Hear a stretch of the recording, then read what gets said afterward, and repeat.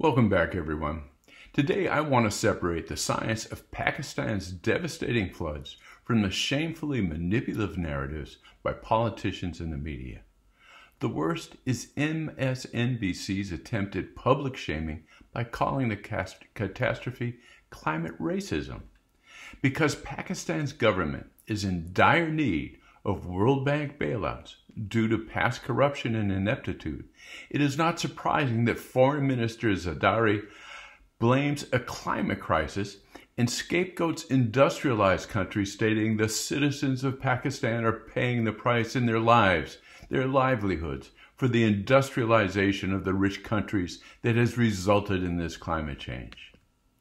In contrast, honest scientists are stating what has been known for centuries, and I quote, "The rivers of the Himalaya are susceptible to extreme floods on many timescales, and future floods can be expected with or without significant human-induced climate change."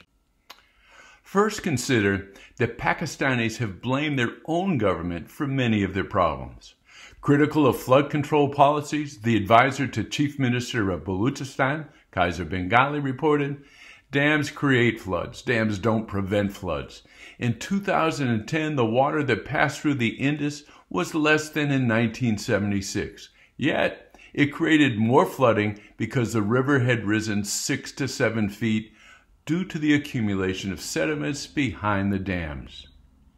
Many accuse the flood control projects having favored wealthy landowners who benefit from developing certain floodplains while diverting waters to the floodplains inhabited by the nation's poorest. Environmental science professor Shafiqa Raymond said, "First we build dikes and spend millions of rupees on them, and then we blow them up and drown people to save cities or other areas." And of course, there are widespread complaints about government corruption. Hashim Hashimi at Pakistan's University of Engineering and Technology said, "If maintenance of flood embankment had been adequately maintained by provinces, major losses would have been averted."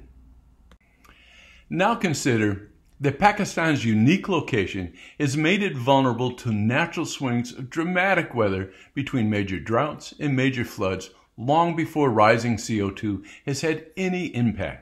Since 1850, Pakistan has experienced 7 major droughts and 6 major floods. And it is common local knowledge that summer monsoons always cause flooding in some rivers somewhere in Pakistan. The 2010 floods have been extremely well studied, and those studies provide guidance in understanding the very similar 2022 floods. As Kandakar's 2010 published, a rapid transition from El Nino to La Nina between spring and summer of 2010 appears to be the key element in triggering a vigorous monsoon of 2010 over the Indian subcontinent. Kandakar concluded the 2010 Pakistan floods, although seemingly unprecedented, were well within natural variability of the monsoonal climate over the Indian subcontinent. And he suggested before there is an urgent need for an improved understanding of the many complex features associated with the Indian-Asian monsoon system. So to that end, this video intends to provide the public with an introduction to those complex dynamics driving Pakistan's monsoon floods and droughts. The following information will provide the public with facts and a few critical thinking tools needed to decide if Pakistan's floods were the result of your carbon-rich lifestyles or just natural events long endured in Pakistan. Indeed, natural La Nina El Nino cycles have been demonstrated to contribute about 50% of the monsoon variability. During La Nina-like conditions, the Bay of Bengal experiences heightened convection and thus contributes greater quantities of water vapor to the region. During El Nino conditions, the center of convection migrates to the eastern Pacific, thus reducing the water vapor that can be transported over India and Pakistan. Additionally, the negative phase of the Pacific Decadal Oscillation makes La Nina-like conditions more frequent for 20 to 30 years, as has been the case since 1999. So consider that Pakistan's heavy flooding in both 2010 and in 2022 happened during La Nina years. Now also consider that since 1880, there is no trend in excess rainfall or drought conditions over the greater Indian region. There has been no unusual increase in recent decades in expected excessive rains, either from La Nina or due to rising CO2. So how does science explain recent floods? Now, climate alarmists always frame every weather event in terms of warming from added CO2. Alarmists throw out a simple factoid that warmer air holds more water vapor. Thus, it should follow that increased rainfall must be due to rising CO2 warming. But that dynamic is often totally irrelevant for most weather catastrophes. Just consider that the warmest deserts hold the least water vapor. In contrast, most scientists understand that there are many other factors affecting these complex weather events. Honest scientists will tell you that increases in atmospheric water vapor content alone cannot explain changes in intense rain events due to rainfall's strong dependence on vertical motions. So first consider that the Intertropical Convergence Zone, or ITCZ, marks where moisture-laden trade winds concentrate their water vapor while their convergence forces the air to rise, where it then cools, condenses, and precipitates. Due to that dynamic, the world's narrow ITCZ band accounts for 32% of all global precipitation. When the ITC follows the sun's seasonal path northward, it brings the wet season to India and Pakistan. When the ITCZ retreats southward in the winter, they experience their dry season. Now, research has also demonstrated that due to changes in the Earth's orbit and axis tilt, the Earth has been steadily cooling for the past 8,000 years, and accordingly, the ITCZ's northern limits have progressively moved towards the equator. During the Holocene optimum, when the ITCZ was furthest north, monsoon intensity was the greatest in 100,000 years.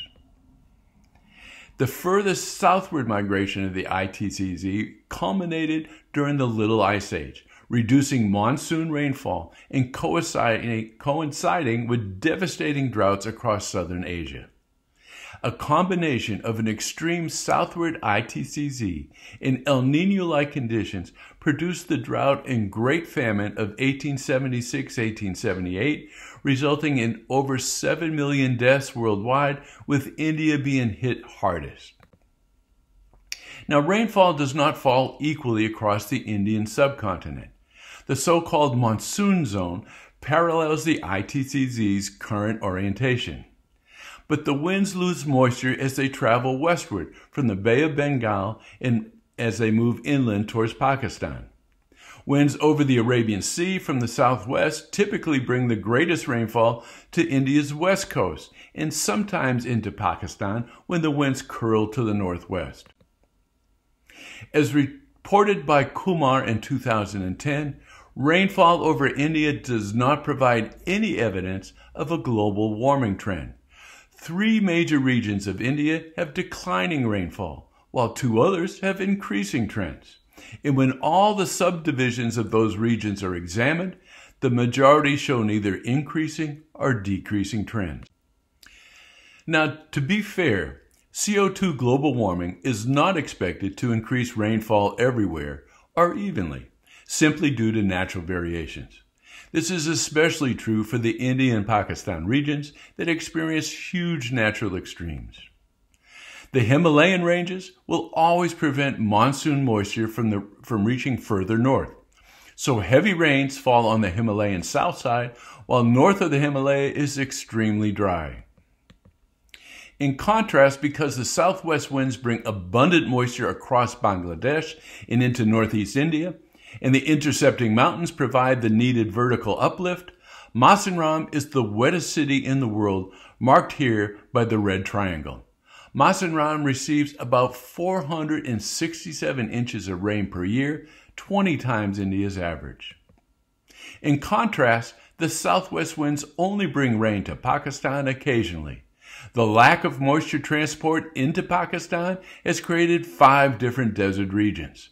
And while beneath the Tropic of Cancer, clear skies and the sun's direct rays produce Asia's hottest recorded temperatures. Jacobabad and Pakistan's southern Sindh region, marked by a red triangle, experiences temperatures as high as 125 Fahrenheit or 51.7 degrees centigrade nearly every year during the month of May before the monsoons start to cool the region. The nearby archaeological site of Mohenjo-daro holds Asia's record for the highest recorded temperature with 128 degrees Fahrenheit or 53.5 centigrade. Climate crisis barkers commonly suggest rising CO2 will simply make this natural variability worse, arguing wet regions will get wetter and dry regions drier. But Pakistan's floods contradicted such climate crisis claims. In summer 2022, the wettest regions of northeast India were the driest, as illustrated by reds and yellows. There was no change in the green regions, and India's west coast received excessive rains. That pattern suggests global warming did not add more water vapor to the atmosphere, but instead atmospheric circulation simply shifted moisture transport from eastern India into western India and Pakistan. In the heavily 2022 flooded Sindh region, the desert city of Mohenjo-daro is the site of Asia's record highest temperature. It was first built about 3,000 years ago, then abandoned after being buried in mud from heavy flooding. Exemplifying the region's erratic extreme weather, archaeologists believe Mohenjo-daro was reclaimed and then abandoned at least 6 times over the past 3,000 years, until finally being buried by mud for the last time. Unfortunately, the Sindh region's natural hot zone also provides fodder for global warming fearmongering.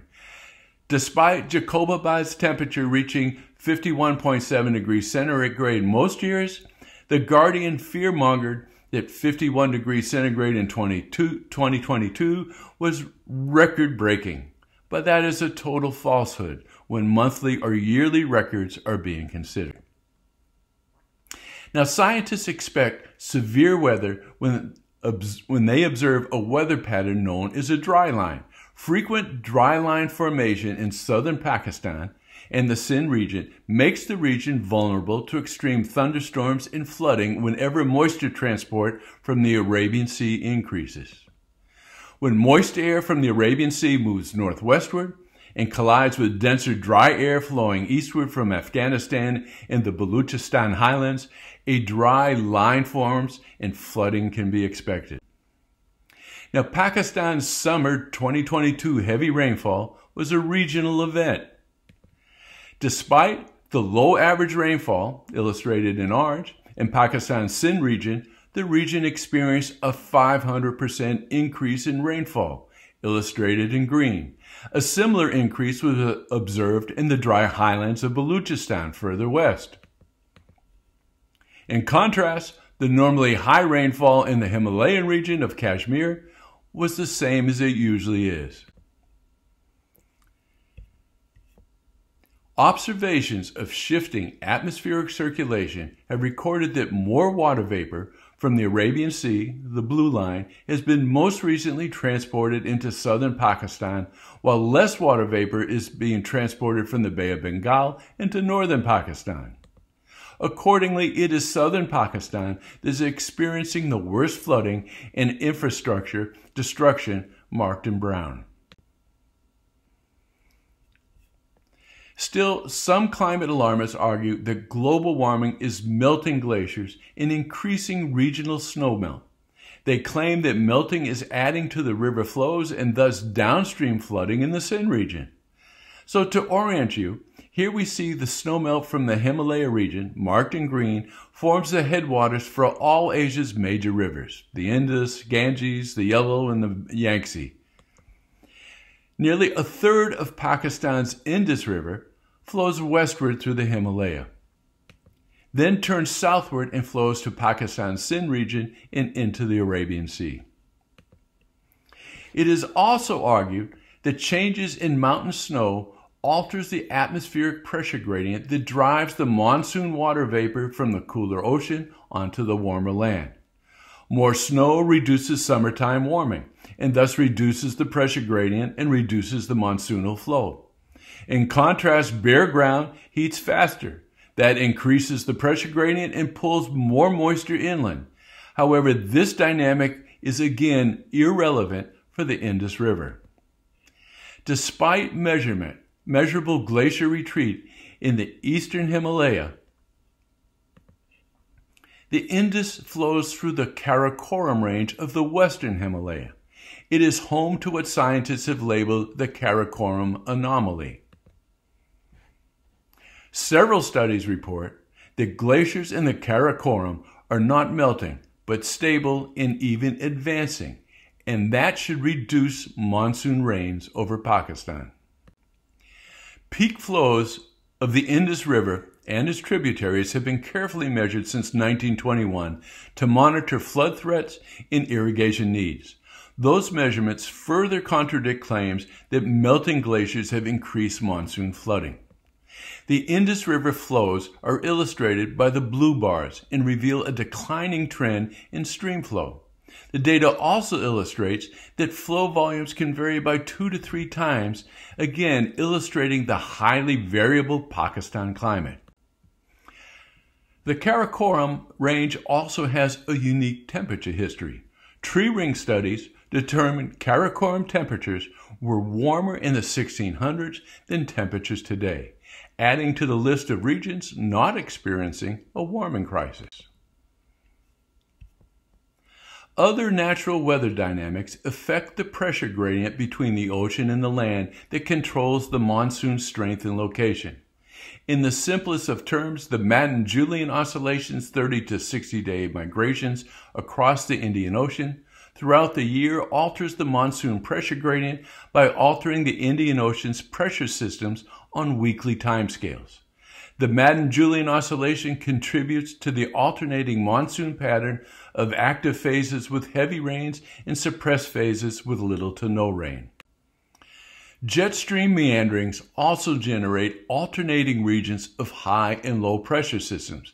This causes regions of increased convection alternating with regions of suppressed convection, as well as regions where the winds pull warm, moist air northwards versus regions where cool, drier air is pushed southwards.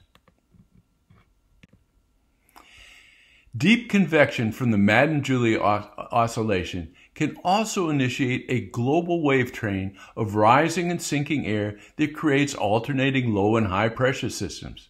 These wave trains interact with the jet stream, which enables a pathway or waveguide for the wave train to follow.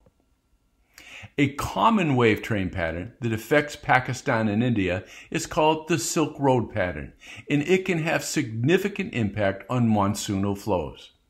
Again, in the simplest of terms, the wave train alters the monsoon pressure gradient by altering pressure systems over land.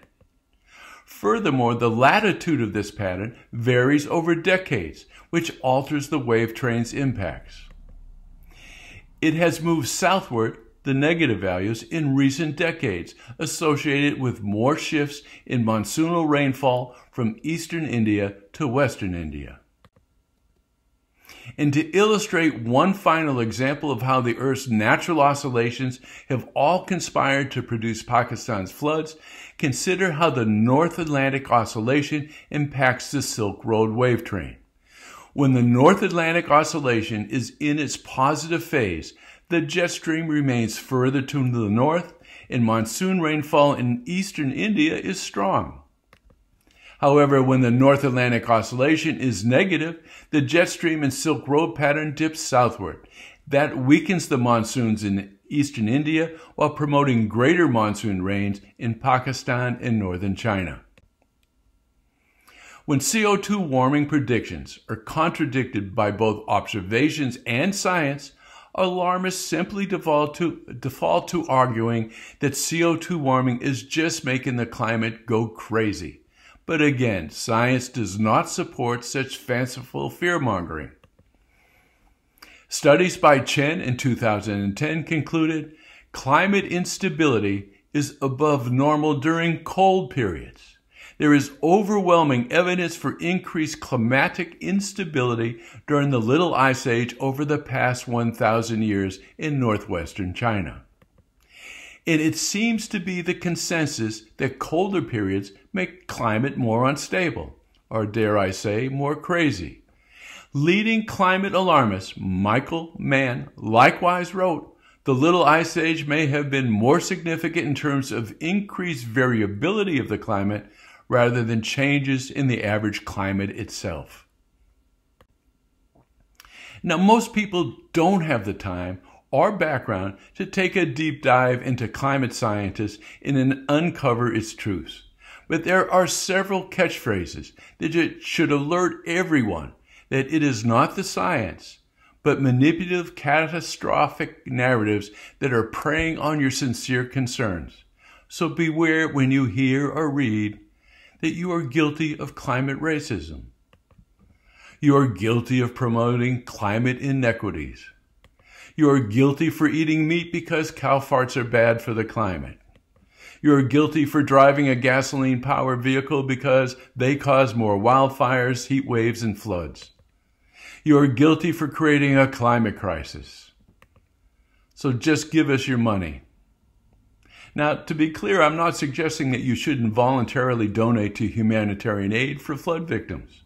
I am simply arguing when you are being shamed and berated with any of the above arguments, suggesting it is your fault for Pakistan's floods, it is very likely that the media and politicians are obscuring the true science of natural climate change and trying to manipulate you. Science and our democracy depend on interactions within a diverse array of good critical thinkers. And from such interactions, the best solutions will emerge. So please, shun mindless groupthink. Instead, embrace renowned scientist Thomas Huxley's advice that skepticism is the highest of duties and blind faith the one unpardonable sin. And if you appreciate the science clearly presented here, science rarely presented by mainstream media, then please click the like button, click share, or click subscribe to my channel to view all my videos. Or read my book, Landscapes and Cycles, An Environmentalist Journey to Climate Skepticism. Thank you.